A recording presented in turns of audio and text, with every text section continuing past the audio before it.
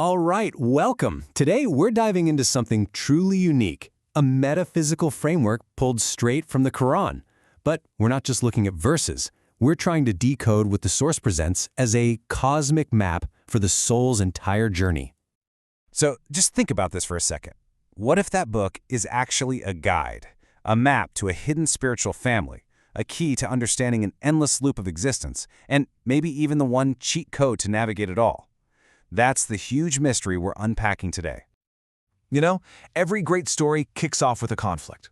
Well, according to this framework, the ultimate conflict started before humanity was even a thing.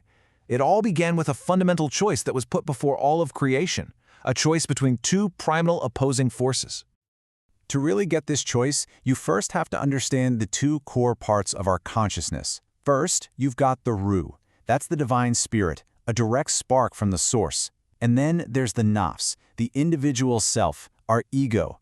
And that nafs, well, that's the battlefield where our entire existence plays out. Now, on that battlefield of the self, there's a war raging between two energies. On one side, you have Nur, which is light.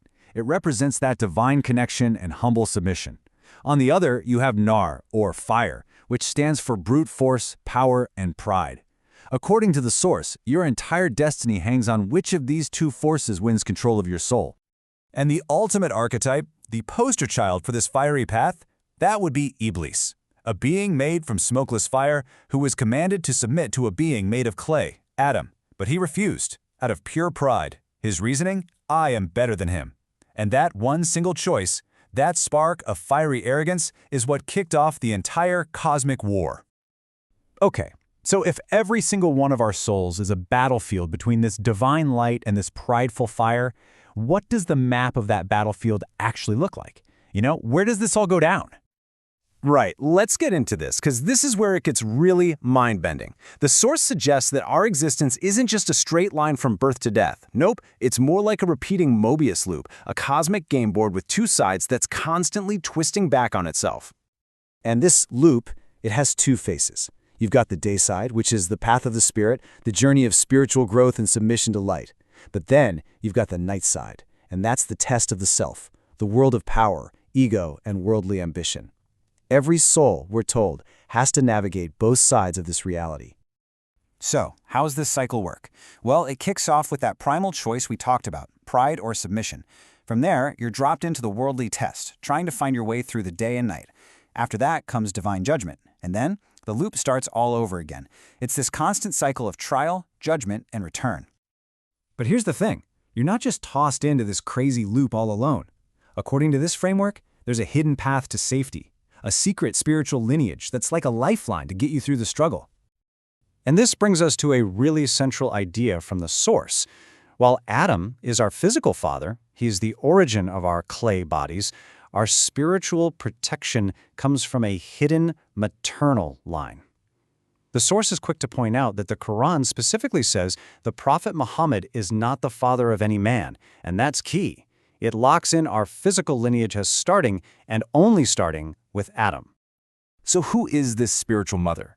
The source points directly to Maryam, or Mary, using verses like this one that set her apart. I mean, listen to that. Chose you and purified you and chose you above the women of the worlds. That's not just a casual compliment, it's establishing a unique spiritual rank. The case for Maryam being the spiritual mother is built on these key pillars from the Quran. Her birth was a protective event. Her womb was purified. She was chosen above all others. And the real clincher? The birth of Isa, Jesus, without any physical father. That signifies a purely spiritual lineage, a direct link to the divine, shielded by this maternal protection. And so, this framework creates a complete spiritual family. You have Adam as the physical father. You have Maryam as the spiritual mother and protector. Isa, born of that pure spirit, becomes the spiritual brother. And all believers are then connected as siblings. This isn't just a metaphor for a community. It's a divine family that offers a real path to safety through that cosmic loop. So all of this leads to the climax of the journey. How does a soul actually connect to this family and ascend? Well, it all boils down to the ultimate test, a choice that every single person has to make for themselves. So here's the million-dollar question. How does a soul break free from the gravitational pull of that fiery night side? the side of ego, power, and pride, and actually plug into this divine family of light.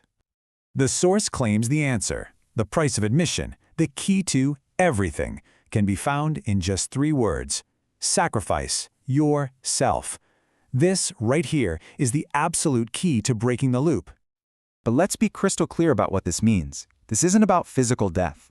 Sacrificing the nafs means surrendering that fiery ego inside you, the very same pride of Iblis that kicked this whole thing off. It's about letting go of your attachments to the night side of the loop and making a conscious choice to follow the path of light instead. And that choice leads to 2 completely different fates. If you sacrifice the nafs, you can connect to Maryam's protected lineage and ascend with light. But if you cling to your nafs, you end up embodying the archetype of the pharaoh, pure worldly pride, and you get consumed by the very fire you chose to follow. So if that's the choice, what's the guide? How do you know what to do? The source presents one final piece to this whole cosmic puzzle, the tool you're given to help you navigate this journey and make the right call. The source proposes that the Quran itself is this manual.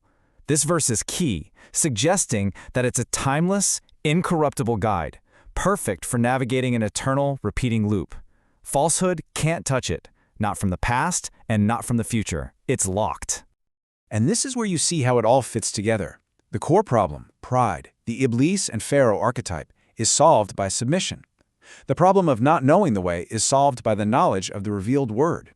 And the danger of just getting lost in that endless loop is countered by clear guidance. The Quran is presented here as the complete map for this spiritual war. And this is maybe the most crucial takeaway. In this view, the Quran isn't a history book about things that happened to people long ago.